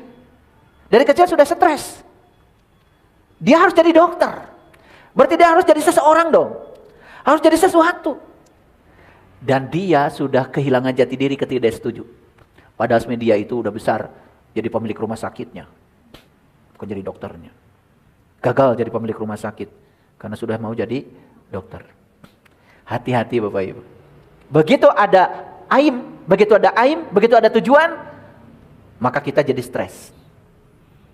Coba lepaskan tujuan. Kalau mau datang ke masjid ini, nikmati aja setiap perjalanan. Tidak usah mikirin masjid ini. Cukup dari rumah aja, saya mau ke sana. Nikmati di perjalanan. Nah kita ini sering melewatkan semua momen di perjalanan karena pikiran sudah di masjid ini. Stres.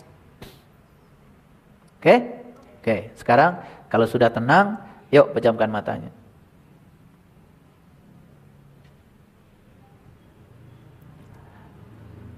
Sadari nafas dan hadir sepenuhnya di sini saat ini sekarang. Mantra ini harus diucapkan dengan penuh kesadaran. Hening dulu. Lepaskan semua keinginan, semua ambisi. Hidup tidak perlu pakai tujuan. Karena kita sudah berada di sini. Dan sekarang sadari kalau kita sedang hidup. Kita sudah mencapai tujuan hidup kita sendiri.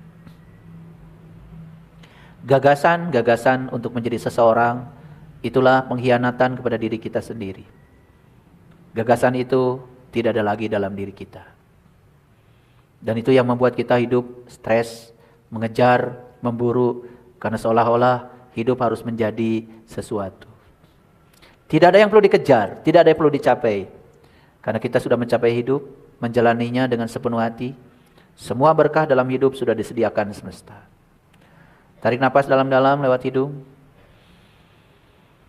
Tahan. Lepaskan perlahan. Sekarang tarik nafas lebih dalam lagi. Tahan di perut. Sekarang lepaskan lebih lambat lagi. Lebih lambat lagi. Oke, ikuti kata-kata saya dengan penuh kesadaran. Aku tidak perlu menjadi sesuatu. Karena aku telah menjadi satu dengan segalanya. Aku sudah penuh, aku sudah utuh, aku sudah sempurna bersama yang maha sempurna. Aku tidak perlu menjadi sesuatu, karena aku telah menjadi satu dengan segalanya. Aku tidak perlu menjadi sesuatu, karena aku telah menjadi satu dengan segalanya. Rasakan penyatuan ini. Aku sudah pulang ke dalam diri sejatiku. Aku sudah pulang ke dalam pelukan rumah sejatiku. Aku sudah pulang ke tempat asalku.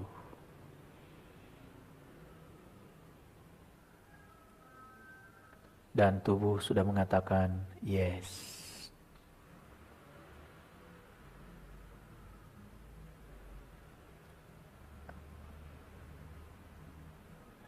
Aku tidak perlu menjadi sesuatu, karena aku telah menjadi satu dengan segalanya. Aku bukan tetes lagi. Aku sudah pulang ke samudra tempat asalku.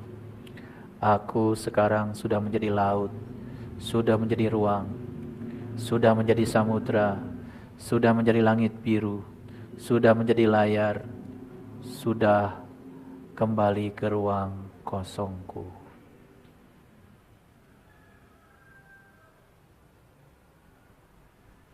Kalau tubuh bergetar, itu artinya tubuh sudah mengatakan, yes, kamu sudah pulang.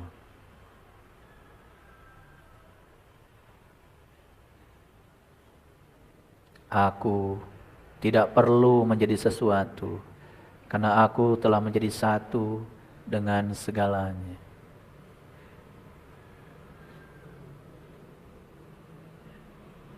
Sekarang, dengarkan sang kesadaran akan berbicara kepadamu. Wahai anak-anak semestaku, selamat datang di rumah sejatiku. Aku telah lama menunggu saat ini untuk menunggu kedatangan kamu pulang ke dalam pangkuanku. Kamu telah lama menjadi seruling yang menyanyikan lagu kerinduan karena terpisah dari rumpun bambunya. Selamat datang di tempat asalmu, wahai jiwa-jiwa yang tenang dan damai. Selamat datang dalam pelukanku, selamat datang dalam rangkulanku. Kamu tidak mesti menjadi apapun, karena kamu sudah sempurna bersamaku. Terima kasih, kamu sudah datang memenuhi undanganku untuk datang dalam pelukan sejatiku. Aku telah lama merindukan saat ini. Entah berapa ribu kehidupan yang sudah aku berikan kepadamu. Kamu sudah mengalami ribuan kali kelahiran, ribuan kali kematian. Namun kamu tidak mengerti kata-kataku. Kamu tidak mengerti isyaratku. Begitu banyak peristiwa yang terjadi dalam hidupmu sebagai panggilan dariku, supaya kamu pulang, tapi kamu tidak segera pulang. Tenangkan batinmu, tenangkan yang damai,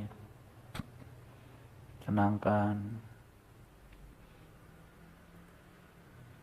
tenangkan yang damai.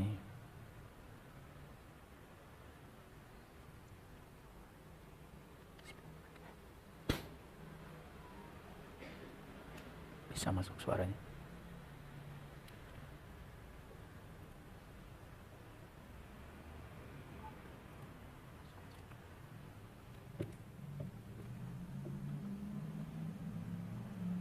Tenang, damai.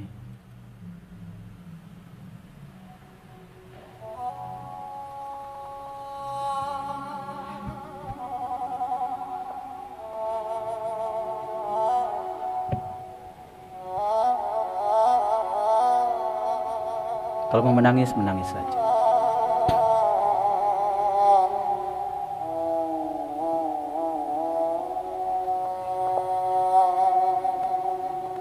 Segala yang tampak hanyalah bayang yang menari di cermin kekosongan.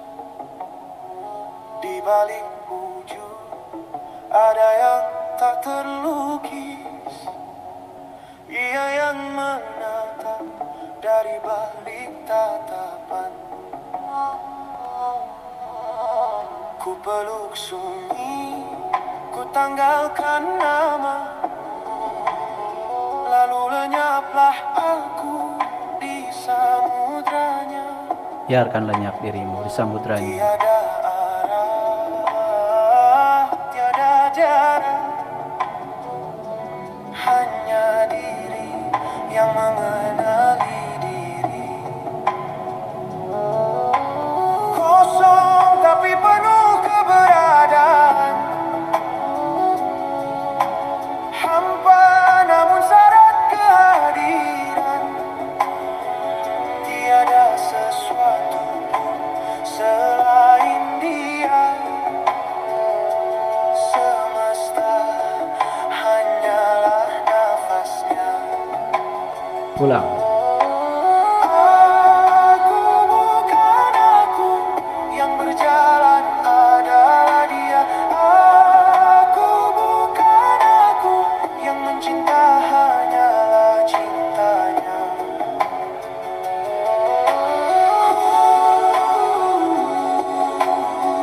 Yang awal tanpa permulaan, yang akhir tanpa kesudahan. Ketika segalanya lenyap, Lenyapkan dirimu. yang tinggal hanyalah dia. Hanya dia. Pulang. Ketika ada musnah, yang nyata hanyalah kasihnya. Kosong yang berisi rahasia azali, hening yang bertasbih tanpa suara. Ku titip jiwaku di pusar cahaya, di sana tiada lagi selainnya.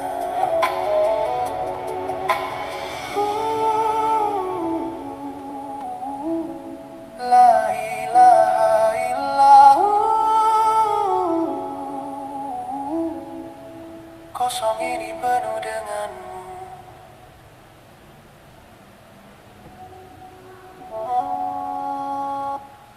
Oke.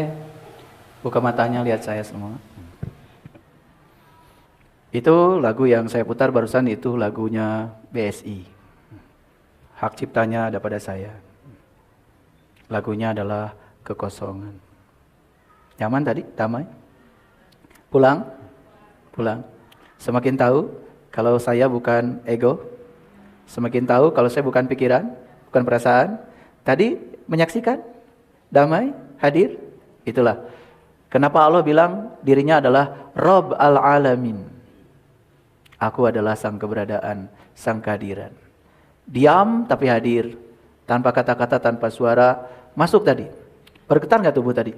Getar, banyak yang nangis. Ya, syukur. Alhamdulillah, berarti masih ada kelembutan dalam diri kamu. Ya, saya tanya tadi. Tubuh mengatakan yes? Yes. Ketika tubuh bilang, ya, selamat datang. Yes. Itu artinya kita sudah pulang. Sering-sering pulang seperti itu. Lama-kelamaan kita tidak asing lagi. Itulah namanya nganjang kapageto. Kita meneratas jalan pulang kita. Ya, makanya ajaran leluhur kita mah udah sangat keren sebetulnya. Ya, diajarin. Cuman kita kan selama ini abai. Ya, abai. Ya, kita lebih suka memikirkan seolah-olah Tuhan ada di tempat yang jauh. Sehingga untuk bertemu dengan dia harus melakukan perjalanan yang jauh. Padahal Tuhan udah ngasih isyarat, aku bersama kamu loh, lebih dekat daripada urat nadi leher. Sedekat itu yang dekat tidak disadari. Karena kita menyangka ada di sana, di sana, di sana. Ya, Berapa banyak orang yang pergi ke tempat yang jauh, semakin jauh dari dirinya sendiri. Semakin tidak menyadari sang kehadiran, sang keberadaan. Tadi kalian nangis, keluar air mata, bergetar seluruh sel dalam tubuh. Ya, dengan cara yang tadi, kalau ada yang kurang sehat, hari ini akan sehat. Karena tubuh kita ini adalah pabrik kimia yang sangat keren. Tadi ketika pulang, memasuki kesadaran ilahi, betul-betul berserah, kosong tapi penuh, kosong tapi isi. Apa yang terjadi? Seluruh sel dalam tubuh kita tadi sedang memproduksi hormon-hormon kebahagiaan, antiinflamasi dan lain-lain. Tadi Bapak Ibu tidak sadar, ya, bagian pineal gland tadi sedang memproduksi namanya DMT, dimethyltryptanin. Dimethyltryptanin itu zat kimia anti cancer. Jadi kalau di tubuh kita ada potensi-potensi cancer macam-macam itu tidak bisa berkembang, tidak bisa tumbuh. Tubuh yang sering kena virus, penyakit, itu karena dia ada di kesadaran rendah. Nah tadi ketika masuk, kita masuk ke Sidra Al-Muntaha itu, di kesadaran yang tinggi, ya, kita sedang memasuki tadi yang namanya gamma, ya, gamma aminobutyric acid. Jadi ketika gamma tadi masuk, maka aminobutyric acid, zat-zat kimia dalam tubuh itu diproduksi oleh tubuh. Tadi walaupun beberapa saat, Bapak Ibu merasakan sebuah kedamaian yang luar biasa yang tidak bisa diungkap dengan kata-kata, ya. Tetapi itu damai. Itulah pulang. Selamat ya. Hari ini banyak sekali saya ngajarin meditasi. Ya. Jangan terus berpura-pura seolah-olah suci. Padahal di sini masih banyak kebencian, kedengkian, sulit menerima kenyataan. Ketika ada yang tidak kita sukai langsung menyerang. Itulah kesucian palsu. Dan semua kesucian palsu sumbernya adalah ego. Ego yang tidak diseimbangkan. Ya. Dari awal tadi saya mengajarkan, mari kita berlatih menyadari ada yang menyadari. Dan terakhir berasa dipungkas dengan pulang. Silakan nanti didengar ulang ya. Ya mohon maaf tadi kalau lagunya agak sedikit sayup-sayup aja. Ya. Lagu ini tidak saya publish di ruang publik karena ini lagu lahir dari intuisi. Bukan lagu sembarangan. Saya hanya putar lagu ini di saat-saat yang penting seperti tadi. Makanya lagunya saya tidak pakai pengeras suara yang kencang, tetapi pakai tadi sayup-sayup aja. Ya, itu lagu judulnya tadi adalah kekosongan. La ilaha illallah, la ilaha illallah, la ilaha illallah. Terima kasih. Assalamualaikum warahmatullahi wabarakatuh.